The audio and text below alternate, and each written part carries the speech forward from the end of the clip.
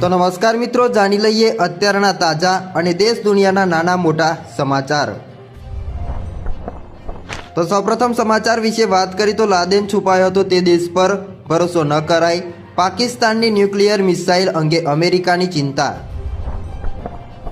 ત્યાર પછીના સમાચાર વિશે વાત કરી તો અમદાવાદની વાવમાં જળ સંકટ, પ્રાચીન વારસમાં પાણીના બદલે ગંદકી, વિશ્વ જળ દિવસે તંત્રની પોલ ખોલી।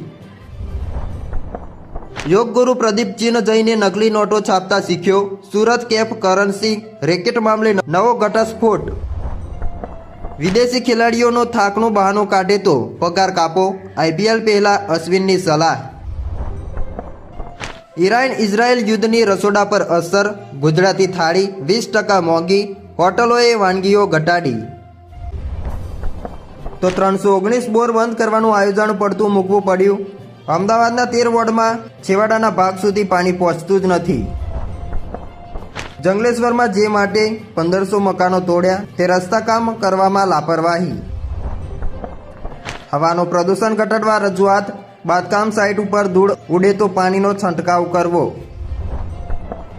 નડિયાદના સમાચાર સામે આવ્યા છે। નડિયાદમાં માણેક ચોકમાં લારીની જગ્યાએ પાકા બાંધકામ ખડકી દેવાયા। મિત્રો, વિડીયોને લાઇક કરતા જજો। તંત્ર માત્ર નોટિસો આપીને સંતોષ માન્યો। સાયલામાં દારૂની 40 બોટલો સાથે નિવૃત્ત આર્મી જવાન ઝડપાયો। ખેડા જિલ્લાના પંચાયતના કર્મચારીના 3 મહિનાના પગારથી વંચિત, સરકારી અને આઉટ સોર્સિંગના કર્મચારીઓની ડફોડી સ્થિતિ। જિલ્લા વિકાસ અધિકારી સહિત ઉચ્ચ અધિકારીઓને વારંવાર રજૂઆતો, ઉકેલ નહીં આવે તો આંદોલનની ચીમકી। સુરેન્દ્રનગર મહાનગરપાલિકાનું 4 માળખાનું અદ્યતન બિલ્ડિંગ બનાવાશે। ગણપતિ ફાસ્ટર વિસ્તારમાં બિસ્માર રોડ અને ગટરની સમસ્યાથી રહીશોમાં રોષ જોવા મળ્યો। નવો બનાવેલો રોડ તૂટી જતા એજન્સી સામે પગલાં ભરવાની માંગ।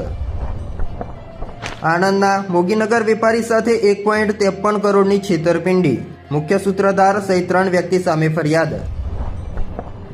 આ સમાચાર પણ જુઓ। 1 વર્ષમાં 561 ઈ બસોનો ઓર્ડર અપાયો। અમદાવાદમાં 1 વર્ષમાં 1960 ઇલેક્ટ્રિક બસ રોડ ઉપર દોડતી થશે।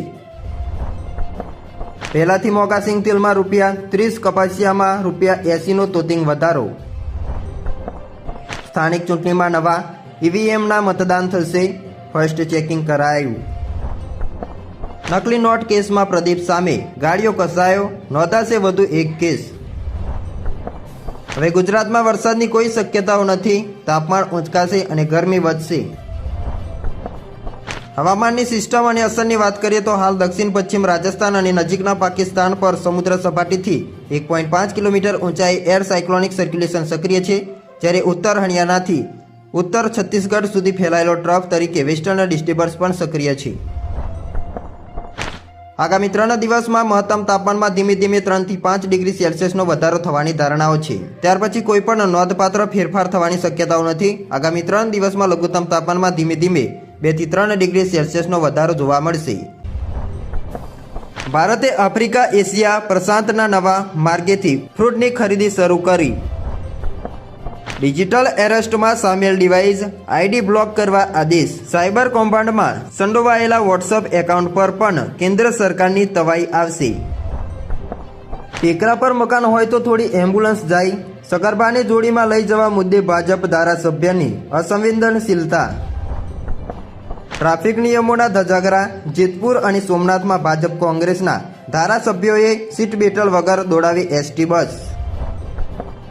રૂપિયો તળિયે, મોંઘવારી આસમાને, 5 વર્ષમાં અમેરિકા યુરોપના પ્રવાસ પેકેજમાં ₹7 લાખ સુધીનો વધારો। યુદ્ધ વચ્ચે રાહતના સમાચાર, હજારો ટન એલપીજી લઈને ભારત પહોંચ્યું વધુ એક જહાજ। મિત્રો, વિડીયોને લાઇક કરી ચેનલને સબસ્ક્રાઇબ કરી દેજો। હોર્મુઝ સ્ટ્રેટ ખોલો, નહીતર પરમાણુ કેન્દ્ર નષ્ટ કરી નાખીશું, ઈરાનને ટ્રમ્પનો 48 કલાકનો અલ્ટિમેટમ।